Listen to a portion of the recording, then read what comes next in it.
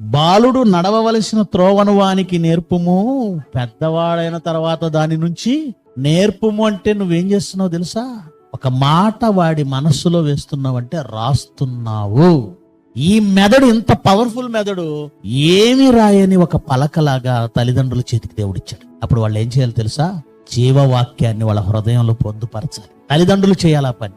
ఏది మంచి, ఏది చెడు, ఏది దేవునికి నచ్చేది, ఏది దేవునికి నచ్చనిది, ఏది నీ బ్రతుకుకు క్షేమం, ఏది నీ బ్రతుకుకు క్షేమం కాదు, ఇవన్నీ తల్లిదండ్రులు నేర్పాలి. అందుకే ద్వితీయోపదేశకాండం 6:6 మీరు అనేక సార్లు విన్నారు.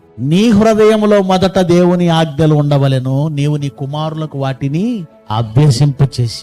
ఇంట కూర్చుండునప్పుడు, త్రోవలో నడుచున్నప్పుడు, పండుకొనినప్పుడు మీరే ఉండండి, మీరే పడుకోబెట్టండి, మీ దగ్గరే పడుకోబెట్టండి, వాళ్ళని మీరే నిద్రపుచ్చండి. వారి హృదయంలో మీరు దేవుని వాక్యాన్ని రాయాలి.